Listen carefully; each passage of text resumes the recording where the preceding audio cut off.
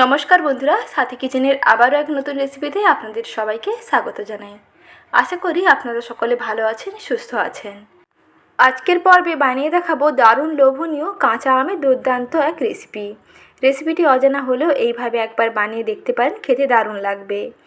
কাঁচা আম ফুরিয়ে যাওয়ার আগে ঝটপট এই রেসিপিটি তৈরি করে ফেলুন। একবার বানিয়ে মাস জুড়ে সংরক্ষণ করে খেতে পারবেন।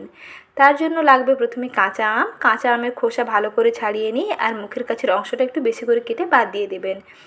কোনো রকম ঝামেলা ছাড়া ইনস্ট্যান্ট কী করে কাঁচা আমের রিং মুরব্বা তৈরি করবেন তার সহজ একটি রেসিপি আজকে শেয়ার করব। তাই ভিডিওটি কোথাও স্কিপ না করে শেষ পর্যন্ত দেখতে থাকুন, আশা করি খুবই ভালো লাগবে। আর রেসিপিটি ভালো লেগে থাকলে ভিডিওটিতে প্লিজ একটি লাইক করবেন। আমের খোসা ভালো করে ছাড়িয়ে নিয়ে তারপরে আমগুলোকে আঁটি সমেত রিং রিং করে কেটে নিতে হবে। দেখুন এই রকম রিং রিং করে কেটে নিয়েছি। তারপরে ভেতরে বীজটাকে বের করে নিচ্ছি। আর বীজের গায়ে যে আঁশের মতন একটা অংশ থাকে এটাও বাইরে ফেলে দেবেন। আর দেখুন আমগুলোর পুরুত্ব এইরকম থাকবে, একটু পুরু করে কাটতে হবে। তাহলে আমগুলো যখন সেদ্ধ করা হবে তখন আর আমগুলো কোনো রকম গলে যাওয়ার ভয় থাকবে না। তাই আমগুলো একটু এরকম পুরু করে কাটবেন, তাহলে দেখবেন একেবারে পারফেক্ট মুরব্বা তৈরি করতে পারবেন।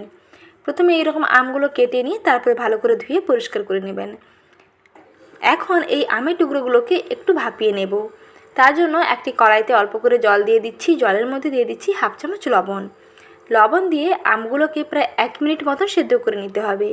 এর বেশি সেদ্ধ করবেন না, তাহলে কিন্তু আমগুলো নরম হয়ে যাবে। যখন জল এরকম ফুটতে থাকবে তখন আমের টুকরোগুলোকে জলের মধ্যে দিয়ে দেবেন। তারপরে গ্যাসের আঁচটা মাঝারিতে রেখে 1 মিনিট মতন সময় নিয়ে সেদ্ধ করে নেবেন। দেখবেন আমগুলো খুব একটা নরম হবে না, মোটামুটি গায়ের কালারটা অল্প একটু চেঞ্জ হবে আর অল্প একটু সেদ্ধ হবে।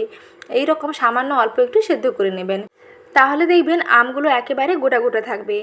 আমগুলো ঘেঁটে যাওয়ার আর কোনো রকম ভয় থাকবে না, কোনোভাবেই দেখবেন আমগুলো আর ঘাঁটবে না। তার জন্য গ্যাসের আঁচটা মাঝারিতে রেখে খুব অল্প সময়ের জন্য একটু সেদ্ধ করে নেবেন। দেখুন এই রকম আমগুলো গোটা গোটা আছে। এই পর্যায়ে আমি গ্যাসের আঁচটা বন্ধ করে দিচ্ছি। আর গ্যাসের আঁচ বন্ধ করে নিয়ে এই আমগুলো থেকে জল ঝরিয়ে নিচ্ছি। এখনও দেখুন বন্ধুরা সুন্দরভাবে আমগুলো গোটা গোটা আছে, একটাও আম কিন্তু কোথাও ঘেঁটে যায়নি। এখন এগুলোকে চিনি শিরার মধ্যে ফোটাবো। তার জন্য একটি কড়াইতে নিয়ে নিচ্ছি বেশ খানিকটা চিনি। মোটামুটি এখানে চিনি এবং আমের পরিমাণটা থাকবে, যদি 500 গ্রাম আম নেন তাহলে 100 গ্রাম চিনি দিতে হবে। এর মধ্যে দেখুন দিয়ে দিলাম 4টে দারচিনির টুকরো আর দিচ্ছি 4টে ছোটো এলাচগুলোকে একটু ফাটিয়ে দিয়ে দেবেন, তাহলে দেখবেন এর ফ্লেভারটা খুবই ভালো লাগবে। আর দিচ্ছি সামান্য জল। মোটামুটি যদি 1 বাটি চিনি নেন তাহলে 1.5 বাটি জল দিতে হবে। এই মেজারমেন্ট করে দিতে পারেন, যে কোনো স্টিলের বাটি মাপ করে, ঘরে থাকা স্টিলের বাটি মাপ করে আপনারা 1 বাটি যদি চিনি নেন তাহলে সেই বাটির 1.5 বাটি জল দেবেন। তাহলে দেখবেন চিনির শিরাটা একেবারে পারফেক্ট হবে। মোটামুটি দেখুন চিনিগুলো কিছুক্ষণ নাড়তে নাড়তে খুব সুন্দর জলের সঙ্গে মিশে গেছে।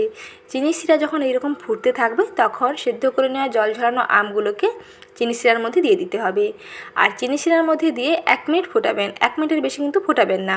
প্রথমে 1 মিনিট ফুটিয়ে নিয়ে তারপরে গ্যাসের আঁচ বন্ধ করে রেখে দেবেন। দরকার হয় নর্মাল ফ্রিজের মধ্যে রেখে দেবেন, পরের দিন আবার ফোটাবেন। তাহলে দেখবেন এই চিনি শিরাটা আমের মধ্যে ভালোভাবে ঢুকে যাবে আর আমগুলো অনেকটা ট্রান্সপারেন্ট হয়ে যাবে। এই রকম আমের মোরব্বা তৈরি করতে হলে ইনস্ট্যান্ট না বানিয়ে যদি এই রকমভাবে বানানো হয় তাহলে দেখবেন আমের মধ্যে চিনি শিরাটা খুব ভালোভাবে ঢুকবে আর অনেক দিন পর্যন্ত সংরক্ষণ করতে পারবেন। দেখুন মোটামুটি 1 মিনিট ফুটিয়ে নেওয়ার পরে গ্যাসের আঁচ বন্ধ করে দিয়েছি আর এটাকে আমি ফ্রিজের মধ্যে রেখে দিয়েছিলাম। শিরাটা দেখুন অনেকটাই টেনে গেছে আর অনেকটাই ঘন হয়ে গেছে। আর আমগুলো দেখুন বন্ধুরা এখনও কিন্তু সেই গোটা গোটাই আছে, একটাও আম কিন্তু ঘেটে যায়নি। তার জন্য এই প্রসেসে যদি আপনারা এরকম মুরব্বাটা বানান দেখবেন আম সেদ্ধর পরেও কিন্তু আম ঘেটে যাওয়ার কোনো রকম ভয় থাকে না। অনেকেরই প্রশ্ন থাকে যে আম সেদ্ধ করলে তারপরে মোরব্বা বানালে কিংবা আমের আচার বানালে ঘেটে যায়, কিন্তু এই পদ্ধতিটি ফলো করে যদি আপনারা মোরব্বাটা তৈরি করেন তাহলে দেখবেন আমের রিংগুলো একেবারে গোটা গোটা থাকবে আর মোরব্বাটা ভীষণ টেস্টি হবে। কিছুক্ষণ এইরকম জাল দিয়ে নেওয়ার পরেই দেখুন চিনি শিরাটা একেবারে চটচটে হয়ে আসছে। কিছুক্ষণ এরকম জাল দিয়ে নেবেন আর একটু উল্টে পাল্টে নেবেন যাতে আমের মধ্যে শিরাটা ভালোভাবে ঢুকে যায়। আর দেখুন আমগুলো অনেকটা এরকম ট্রান্সপারেন্ট হয়ে যাবে, কালারটা খুবই সুন্দর আসবে আর অনেকটা ট্রান্সপারেন্ট হয়ে যাবে। আর শিরাটা দেখবেন এইরকম কড়াইতে একেবারে শুকনো শুকনো হয়ে যাবে। তখন গ্যাসের আঁচটা বন্ধ করে দিচ্ছি। এই পর্যায়ে নামিয়ে নেবেন ইনস্ট্যান্ট কাঁচা আমের মোরব্বা। এইভাবে আপনারা তৈরি করে ফেলতে পারেন কাঁচা আমের ইউনিক রিং মোরব্বা।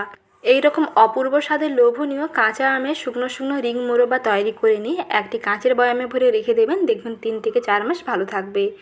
যখনই মন চাইবে তখনই খাবেন। আর কাঁচা আম ফুরিয়ে যাওয়ার আগেই তৈরি করে ফেলুন এইরকম ঝটপট কাঁচা আমের রিং মোরব্বা।